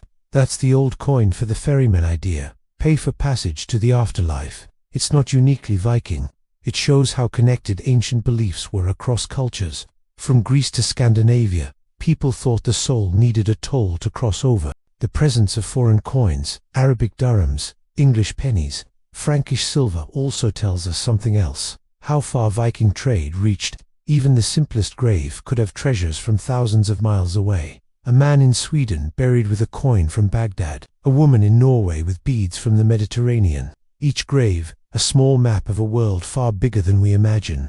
And sometimes, the goods were downright strange. There's a famous grave in Oseberg, Norway, the one with the ship burial of 2 women, probably of high status. Inside were sleds, wagons, textiles, carved animal heads, and even a bucket of apples that still smelled faintly sweet when unearthed 1,000 years later. You can almost imagine them saying, "Just in case we get hungry on the trip." One woman's grave in Burka had not just jewelry, but weapons, a sword, arrows, and 2 horses. For a long time, people assumed the grave was male, but later analysis proved it wasn't. It was a woman, likely a female warrior or commander. That discovery flipped old assumptions on their head and showed that the afterlife, like life itself, wasn't strictly divided by gender. What mattered was status, identity, memory, because Viking funerals were never one size fits all. They were as varied as the people themselves. Some graves were huge, full of spectacle and silver. Others were simple, a stone circle and a single drinking cup. But all of them said the same quiet thing: this person mattered. And what's really beautiful is how personal some burials were. Take the grave of a young girl found in Denmark. She was buried with her doll, a tiny carved wooden figure. There's no grand treasure there, just love. Someone placed that doll beside her because it was hers. Or the graves where someone tucked a small animal in beside the body, a dog curled at the feet, or a horse laid nearby. Not as sacrifices necessarily, but as companions. You can feel the tenderness in that. These weren't barbaric rituals, they were emotional farewells wrapped in myth. And it tells us something important about the Viking worldview. They didn't see possessions as lifeless. Everything had spirit. A sword, a comb, a dog, all part of the person's essence. So, burying those things wasn't greed or waste. It was like packing memories for the road. That belief in objects having power is everywhere in Norse culture. Their myths are full of enchanted items: Odin's spear that never misses, Thor's hammer that returns when thrown, Freya's necklace that shines with desire. Objects weren't just things, they were alive with meaning. And when you stand in front of those artifacts today, behind glass under museum lights, they still hum with it, a strange quiet power, like they remember who once held them. What's even more fascinating is how consistent this was across Viking lands. From Iceland to Russia, you find the same patterns: weapons, jewelry, tools, and animals carefully arranged, never random. It's like everyone was reading from the same unwritten manual of how to send someone off. But if you look closer, you also see individuality, small differences that hint at personality. A broken comb here, a carved spoon there, a strange mix of trade goods. Maybe a man who loved traveling, maybe a woman who kept a lucky charm. That's the kind of detail that turns archaeology into storytelling. Because you're not just looking at bones and dirt, you're peeking into someone's love, pride, and belief. You're seeing what they thought mattered forever. And maybe that's the most human part of it all. We still do the same thing, don't we? We put photos in coffins, flowers in graves, favorite clothes, trinkets, even a lucky coin. We know they won't need them literally, but it feels right. It feels like sending love along for the journey. The Vikings just had a bolder, grander version of that instinct, and maybe that's what makes their grave so hauntingly beautiful. They show a people who wanted to be remembered, who wanted their stories to be carried on through every sword, bead, and comb. Because when you think about it, grave goods aren't really for the dead, they're for the living. They say, this person lived. They had hands that worked, hearts that loved, and people who cared enough to bury them with beauty. It's not the silver or the ship that matters most. It's the act of placing something, anything, in that grave. That's the real ritual. It's a whisper across time saying, you were here, you mattered, and we won't forget. Now, let's talk about what happened after all the burying, feasting, and rune carving was done. Because sometimes, the Vikings believed the dead didn't stay gone. And honestly, if you think about how much effort they put into their funerals, all that fire, gold, and poetry, it kind of makes sense that every now and then, someone might decide to pop back for a visit. These were called the Draugr, literally again walkers. Not quite zombies, not quite ghosts, something in between. They weren't the mindless undead of horror movies. No Draugr had thoughts, memories, grudges, even sarcasm. They were the restless dead people who couldn't let go of life. Sometimes they came back because someone had wronged them, sometimes because their burial wasn't done properly, and sometimes just because they felt like hanging around a bit longer. The sagas are full of them.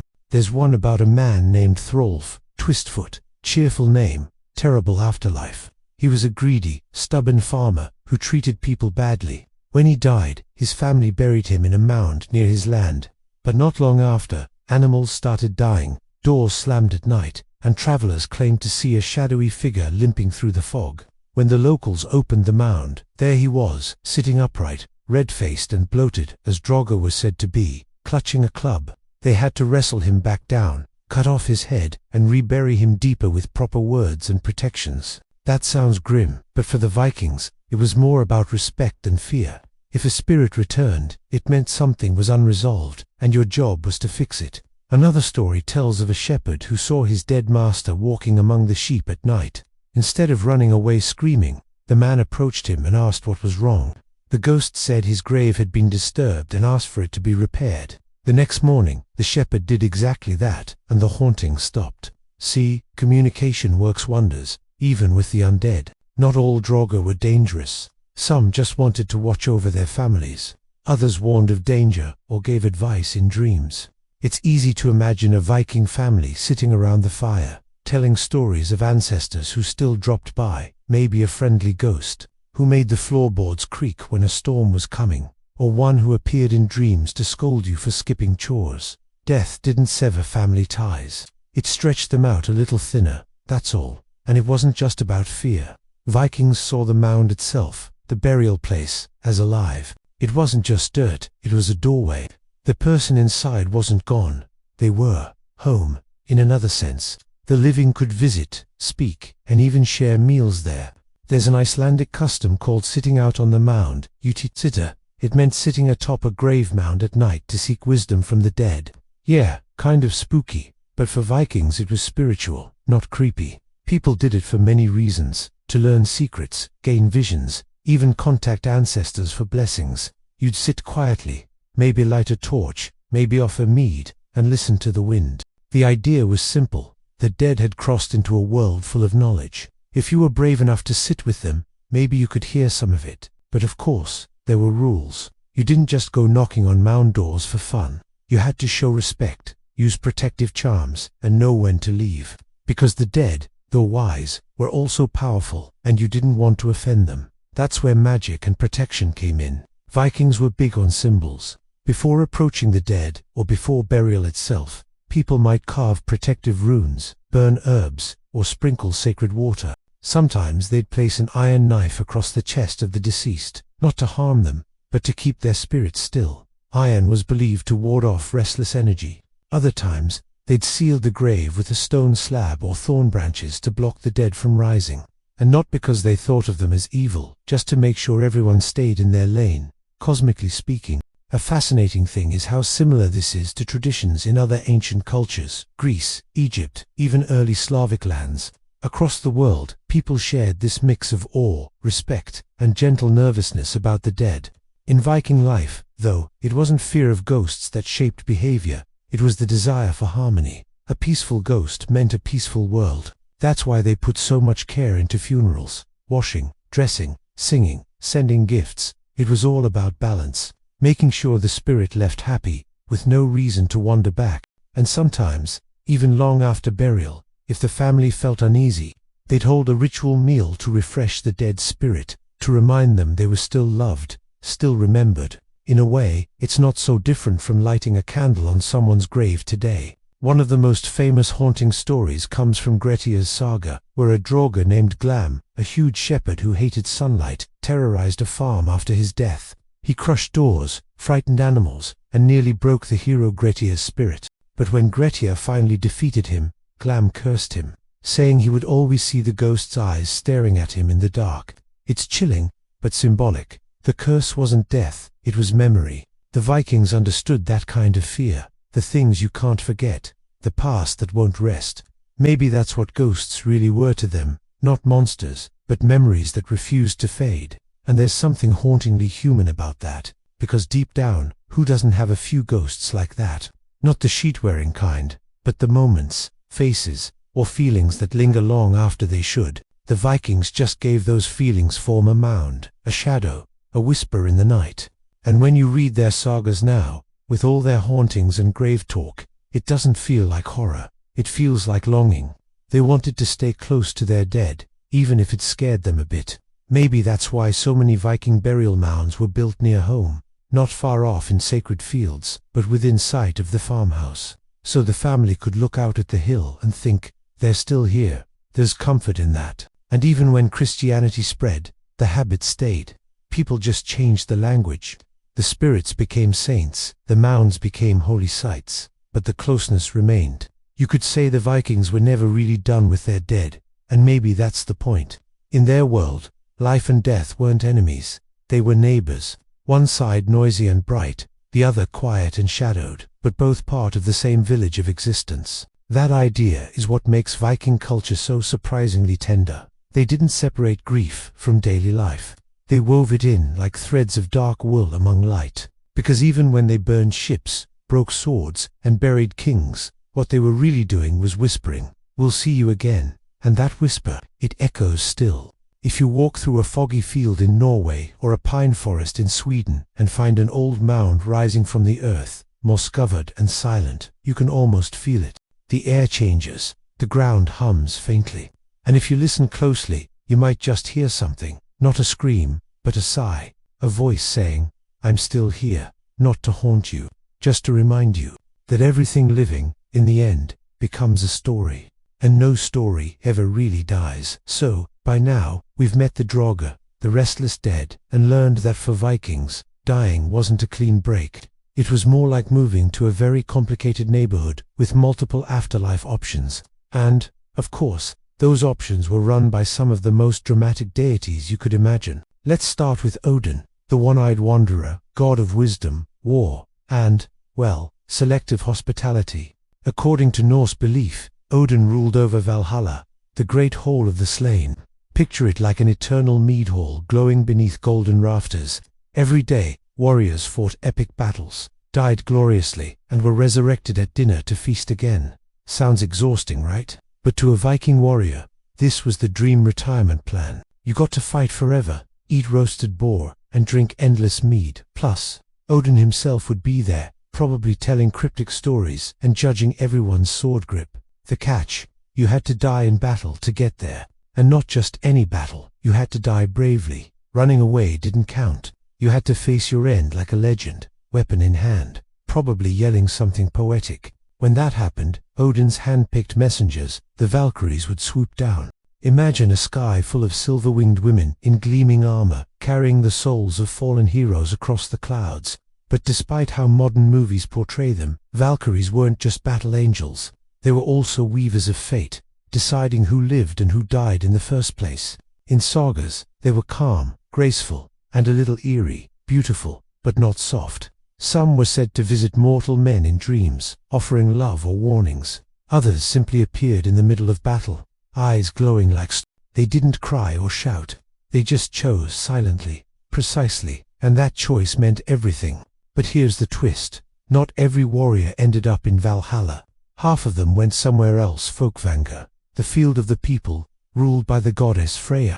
Freya was the goddess of love, beauty, and magic, and apparently, also of the afterlife. Her hall, Sesramnar, was said to be just as grand as Odin's, maybe even cozier.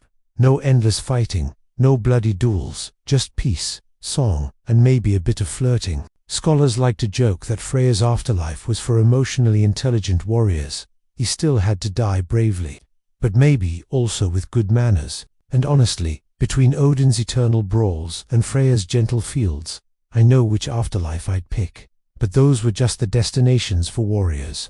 What about everyone else? The farmers, the craftspeople, the children, the elderly. That's where Hel comes in. Hel was the daughter of Loki, half alive, half dead, her body divided right down the middle, one side beautiful and living, the other pale and corpse-like. She ruled Helheim, the realm of those who died ordinary deaths, sickness, age, accidents.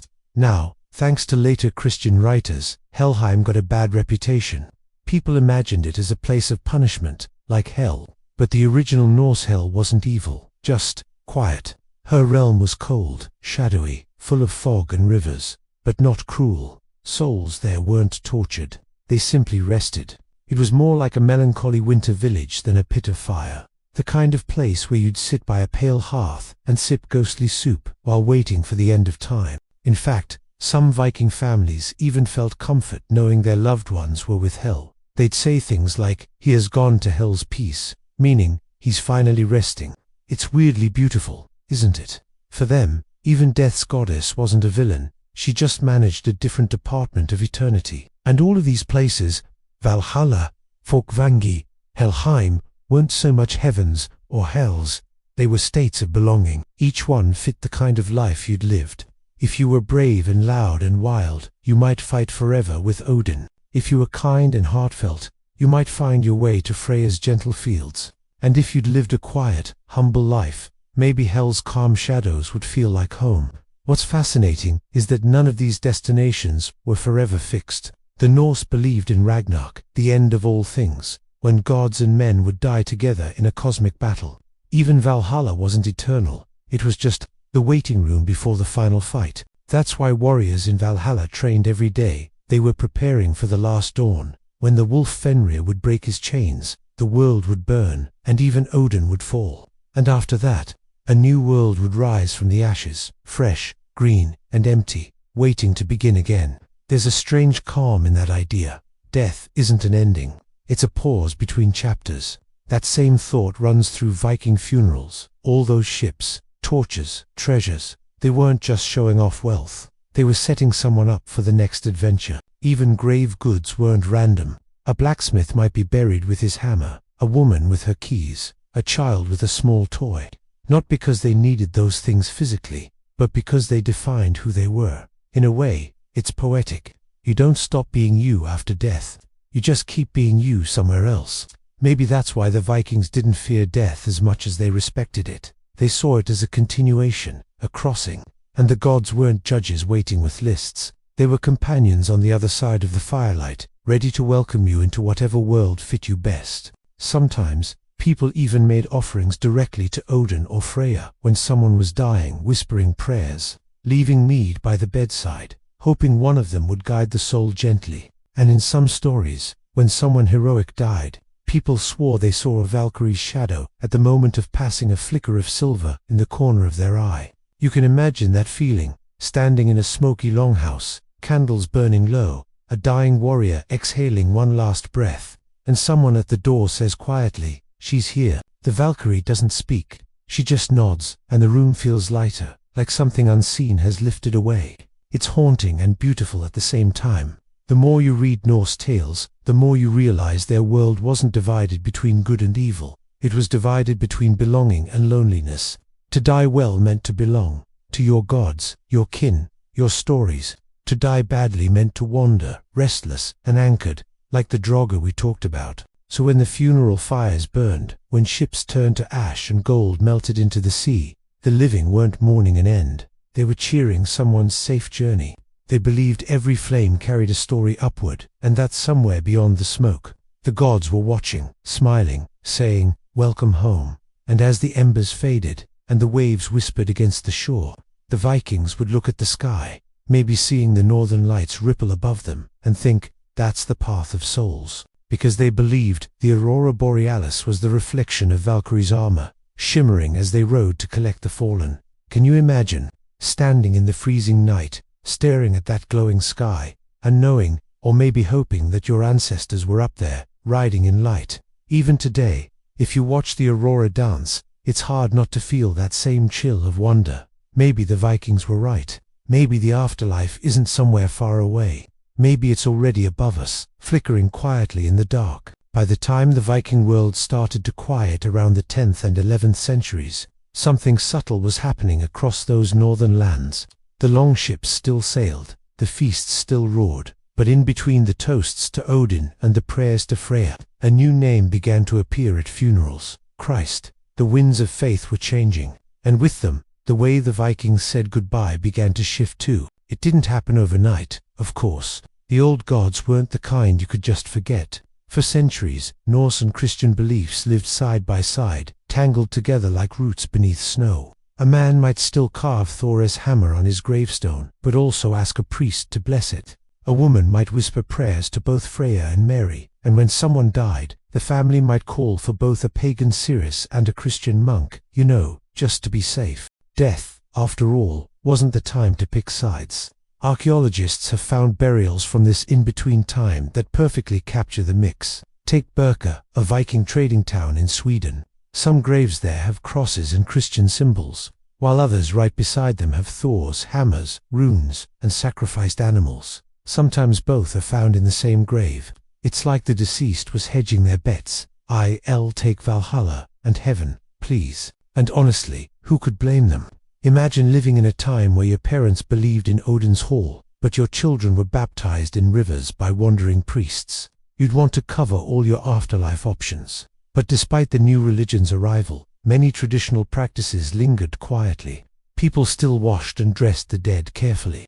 They still laid them with goods, though over time, these gifts became smaller, simpler. A silver cross might replace a sword, a candle instead of a shield. The burning ship ceremonies started to fade, partly because Christianity frowned on cremation, and partly because wood was valuable. You can only burn so many ships before someone says, "That was a perfectly good boat." Burials became more common, with bodies laid flat, facing east, toward the rising sun, symbol of resurrection. It was a neat fit for Christian hope, but the gesture had older echoes too. Facing the dawn had always been a way to greet the new day, or in this case, the new life. Even so, old superstitions clung like frost. People still left food near graves. They still believed the dead could wander, and they still whispered the old names at night, just in case. A runestone found in Sweden from around this time reads, "Thor bless these runes," but carved right beneath it is a Christian cross. It's like a spiritual handshake between two worlds, pagan and Christian, both looking out for the same soul.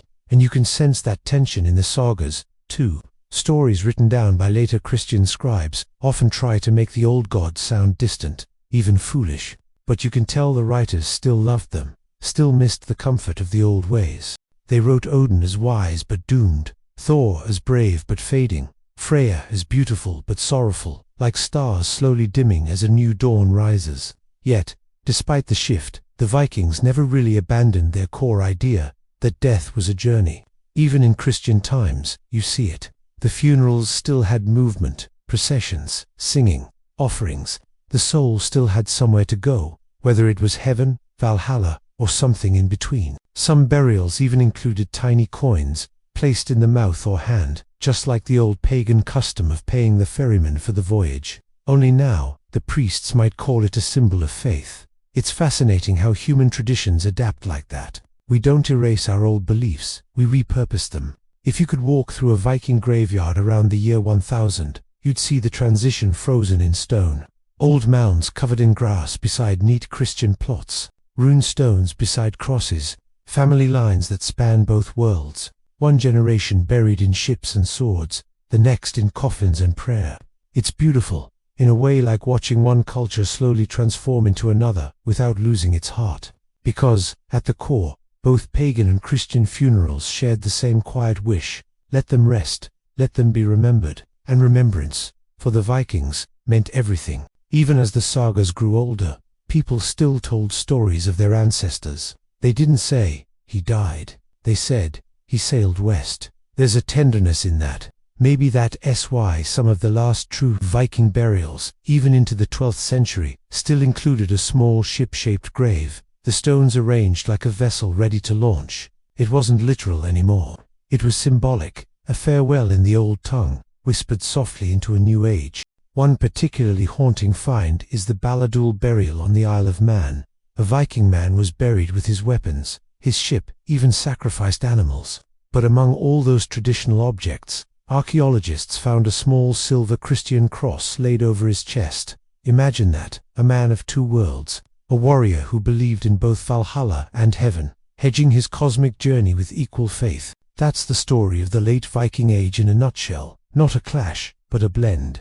By the time the sagas were being written, the people telling them were Christian, yet they kept the old myths alive, not out of rebellion, but reverence. Because even if the names changed, the yearning stayed the same. That deep, quiet hope that we go somewhere after death, that our stories matter, that we'll be remembered. And maybe that's why those sagas still feel alive today. When you read about a Viking funeral, the fire, the drums, the distant sound of waves, you can feel that same heartbeat beneath it. The same longing that every culture carries, to honor the past, to make peace with loss, to believe there's something beyond the silence. You can see it in the modern Scandinavian countryside. In Norway, you'll find churches built right beside ancient burial mounds, wooden crosses standing next to grassy humps that once held chieftains. The locals walk among them without fear. They've long accepted both as part of the same history. Because really, it's not about religion at all. It's about remembering. And that's what the Vikings were so good at, turning remembrance into ritual, making every goodbye a story worth telling. Even now, archaeologists keep finding new clues. A bead here, a fragment of cloth there, a bit of charred wood from a long-burned ship, tiny echoes of that final journey. Each discovery feels like a whisper from the past. We were here, we mattered, and maybe that's the closest thing to immortality any of us get. Because the truth is, when the Vikings built their graves, they weren't just thinking about the dead. They were thinking about us, the future people who would find them, tell their stories, light candles in their memory, and keep their names alive. In that sense, every Viking funeral worked perfectly. They got exactly what they wanted. We still remember them. If you listen closely to Viking sagas, between the thunder of battles and the clang of swords, you can hear something quieter. It's the sound of grief. The Vikings, for all their ferocity and fame, weren't strangers to mourning.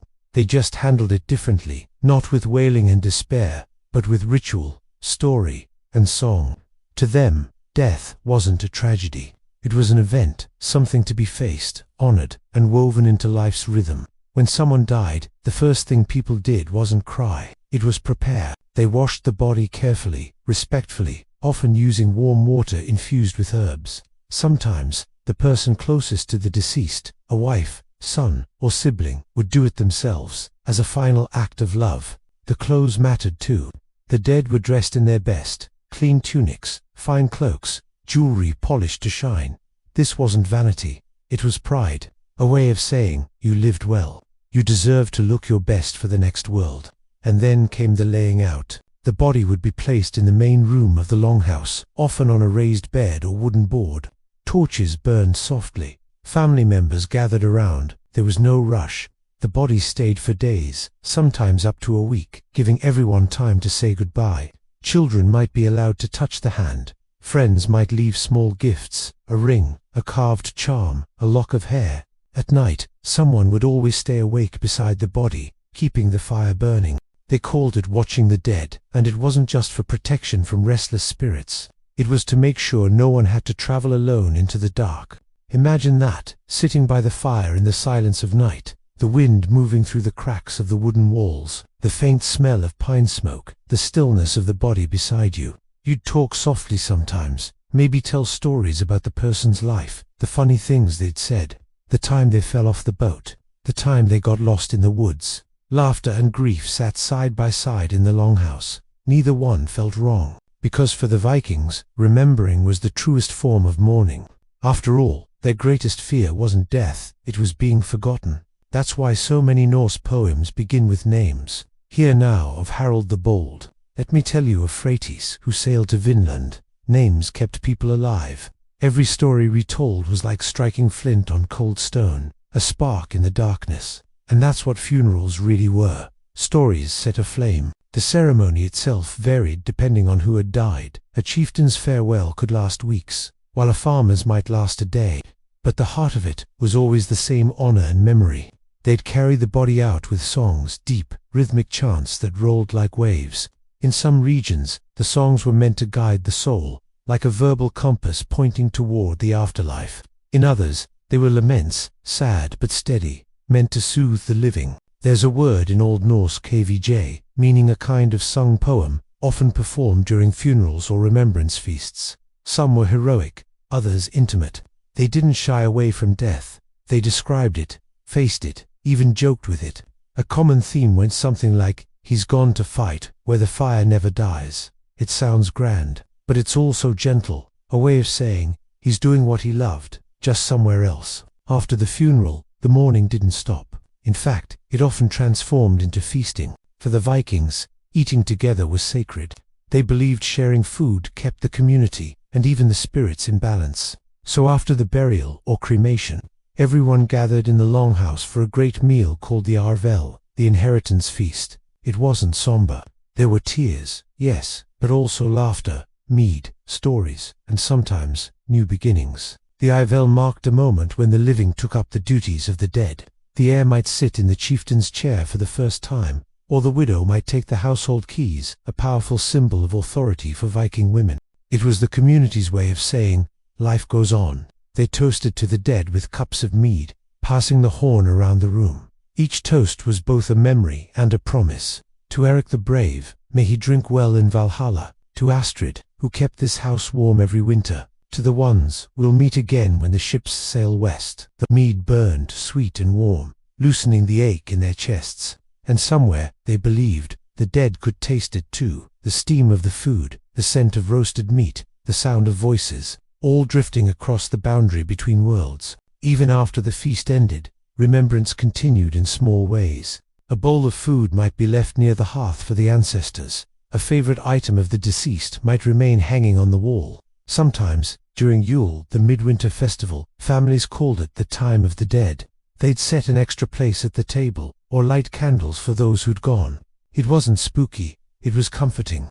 The house was fuller that night, the world softer, as if the veil between the living and the dead had thinned just enough for whispers to pass through. And if a door creaked or the fire popped, someone might smile and say, they're here. It's hard not to feel something tender in that idea, that love could cross even the chill of death. We often imagine the Vikings as hard people, rough, violent, unfeeling. But their relationship with death shows the opposite. They were sentimental in their own way. They cried, they missed, they remembered. But instead of running from those feelings, they built rituals around them, strong enough to hold the weight of sorrow. Maybe that's why their stories survived, because they gave grief a shape, a rhythm, a place to rest. Even in the oldest sagas, you find moments of stunning tenderness. A warrior weeping for a fallen brother, a mother whispering a lullaby over her child's grave, a king ordering his men to plant trees over his wife's burial mound so she can feel the wind. And when you stand today beside those ancient mounds, grass-covered, silent, open to the wind, you can almost feel those emotions still lingering, like warmth from a long-dead fire. The Vikings might not have written their love or grief in marble or on paper, but they wrote it in the land itself. Every mound, every stone, every saga's line is a heartbeat that never stopped.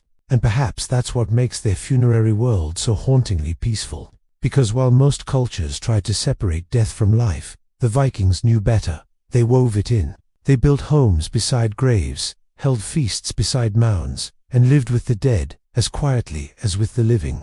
For them, remembrance wasn't a ceremony, it was a lifestyle. The past walked beside them always, not as a shadow but as company. If you ever walk through the old fields of Scandinavia, through Norway's soft hills, or the quiet forests of Sweden, you'll eventually find strange shapes in the earth. Mounds, some small, like sleeping giants, others tall and proud, overlooking rivers or sea paths. They're not random. Each one is a story. Each one once held a life. For centuries, people thought they were just natural hills. Farmers plowed around them. Shepherds grazed sheep on their slopes. Children rolled down their sides in summer. But under that soft green grass lay echoes of a world that refused to be forgotten. It wasn't until the late 19th and early 20th centuries that archaeologists began to uncover what was beneath the buried worlds of the Vikings. The first famous discovery came in Norway, at a place called Gokstad, in 1880. A farmer noticed his plow kept hitting something hard. When they dug, they found a ship, a full-sized wooden Viking ship, over 20 meters long, buried deep in the ground. Inside was the skeleton of a man, likely a chieftain, surrounded by treasures, shields, weapons, tools, sleds, and even the remains of animals. A feast buried under the earth. The ship had been pulled from the water, dragged up a hill, and entombed beneath tons of soil, as if frozen mid-journey, forever bound for the afterlife. Just think about that. Dozens of people must have worked for days to haul that ship inland, fill it, and cover it. The smell of tar and pine resin, the sweat of laborers, the songs sung to keep rhythm. It wasn't just about one man's death. It was a community's promise that they'd never let him drift away alone. A few years later, another discovery stunned the world. The Oseberg ship, found in 1904. This time, it wasn't a man buried there, it was two women. Their ship was even more beautiful, carved with curling dragons and knotwork that looked like waves frozen in wood. Inside were tapestries, clothes, combs, tools, sleds, even a cart decorated with intricate carvings. The grave goods told a story of status, but also of affection. Someone had taken the time to make sure everything she might need for eternity was placed within reach. One of the women was older, the other younger, perhaps a priestess and her assistant, or a noblewoman and her companion. Whoever they were buried with the same care and reverence as any king. And that changed everything we thought we knew about the Viking world. It wasn't just warriors who were honored. Women, too, could be given funerals that rivaled legends. The Oseberg ship smelled of oak and mystery when excavated. The wood still damp, the carvings soft as if recently made. For a moment, time folded, and the world of 834 AD breathed again. These discoveries and many more that followed gave us glimpses into Viking death, but also into Viking life. Because what people bury says a lot about what they believe.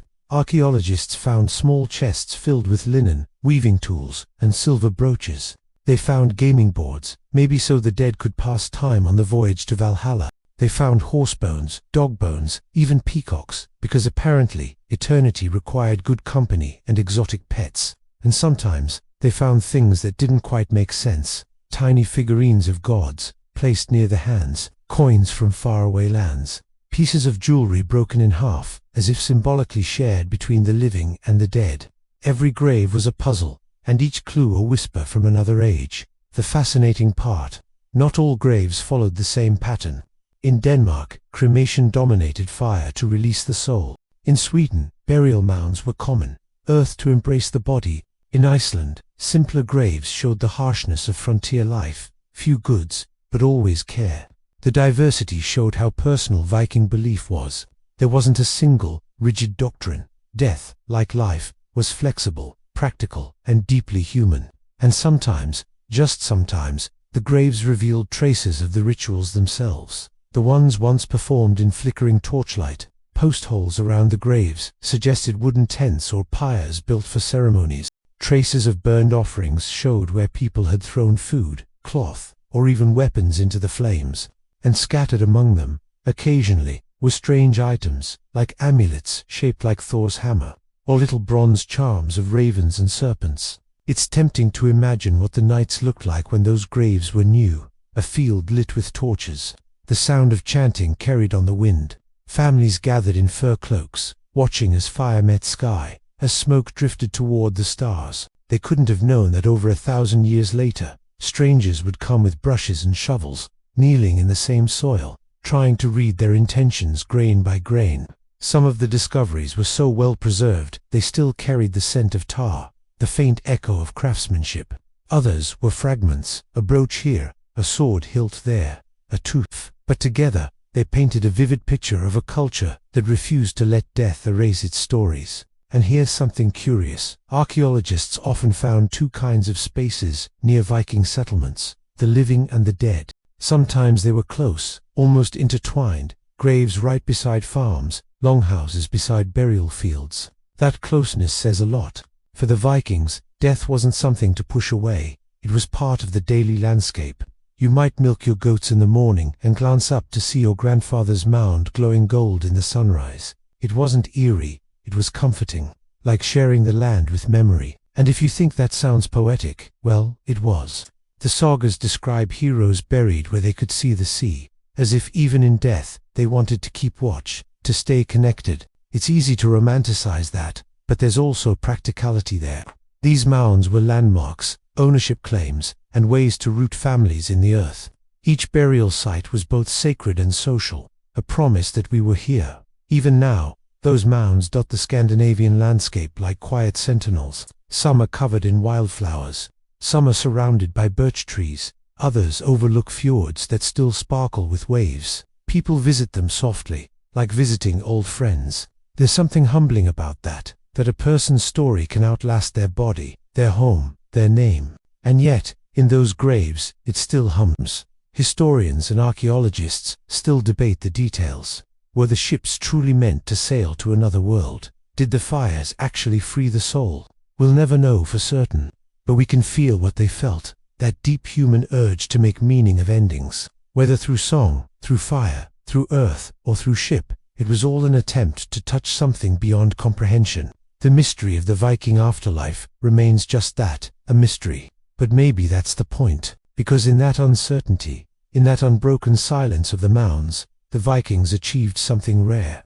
They made death feel less like a wall, and more like a door. And when you stand on a windy ridge in Norway, and the grass whispers against your legs, you might almost hear it creak open. A faint sound of oars dipping into unseen waters, the ghost of laughter carried by the wind, the feeling soft, strange, and eternal, that someone, somewhere, is still sailing home. If you're still here, awake under the blanket, with maybe one earbud still in and the other lost somewhere in your pillow, congratulations. You've just traveled through 1,000 years of Viking death and somehow made it back alive. Not bad for a bedtime story. It's strange, isn't it? How something as dark as death can feel so peaceful once you really sit with it. Because for the Vikings, death wasn't an ending. It was more like a journey that didn't need a return ticket, a soft sail into the mist, a last cup of mead before the dawn. They didn't whisper goodbye. They said farewell. And when the longships drifted into fire, or the mounds closed over the earth, life didn't stop. It simply changed shape. That's the quiet beauty of their world. They didn't fear the dark. They filled it with stories. And now, here you are, in your own kind of longhouse, 4 walls, a ceiling, maybe the faint hum of a fan instead of the wind through pine beams, and you're surrounded by the same thing they were: silence, warmth, the heartbeat of the living world outside your door. It's funny to think that, in a way, you and they aren't so different. They lit fires to keep the dark at bay. You keep a little screen glowing by your bedside. They listened to old voices tell stories of gods and heroes. You're listening to one now. Maybe that's what history really is, not dusty names and cracked bones, but a long chain of voices keeping each other company through the night. And the Vikings, for all their storms and sagas, were really good at that. They built their memories like ships, sturdy enough to survive the centuries. They buried their love in oak and soil, but made sure it could still rise again through story and song. It's strange, when you picture them not as warriors, but as people who just wanted to be remembered, who wanted their children to whisper their names at feasts, who wanted to be part of something that didn't stop when they stopped breathing. And maybe that's why their funeral traditions feel so powerful, even now, because they remind us that being remembered, being part of a story, is the closest thing to living forever. When you think about it, every mound they built was a love letter to time. Every ship burial was a message: don't forget us. And you didn't. 1,000 years later, you're lying in the dark, eyes heavy, listening to their story unfold like a lullaby. They won. They outlasted oblivion. Maybe you can imagine it now. The northern sky, streaked with orange, a funeral pyre glowing on the water, the sound of waves lapping against the hull, the soft cry of gulls overhead, the smell of smoke and pine and salt. And someone, maybe a wife, maybe a brother, standing at the edge of the shore, whispering words no one else can hear. They don't cry, they don't scream, they just watch the flames, because they know this isn't goodbye. It's just a different kind of hello. The fire dances, the ship creaks, the stars blink open, one by one, and the world keeps turning. Somewhere inland, children are sleeping. Somewhere in the woods, the wind hums through the trees like an old lullaby. And somewhere in that space between myth and memory, the Vikings sail on, quiet, endless, unbothered. There's peace in that, not the dramatic kind, not the grand, heroic kind, just the soft kind, the kind that feels like finally putting your sword down after a long day. The kind that feels like drifting into sleep. And maybe, as you start to drift to them, you'll carry a little of that Viking calm with you, that sense that endings aren't scary, they're just part of the story. That, remembering someone is its own kind of magic. That no fire, no wave, no time is strong enough to erase a name once it's been spoken with love. So tonight, as you breathe slower, and your mind starts to fade into fog, think of the longboats sailing into the horizon. Think of the gentle glow of torches reflected on water. Think of the hush that falls after a long journey, that sacred pause where nothing hurts and everything feels whole. That's where the Vikings rest now. And that's where you can rest too. No battles left to fight. No storms left to sail through, just stillness. The same stillness that's watched over every sleeper, every storyteller, every soul that ever closed their eyes under the same stars. And maybe, if the Norse were right, maybe there's always someone waiting at the other end, a feast ready, a warm hall, a cup of mead with your name on it. But for now, just sleep. Let the past keep watch. Let the sea carry the rest. You've learned enough for tonight. Good night, traveler. May your dreams be gentle, and may your ship find calm waters at last.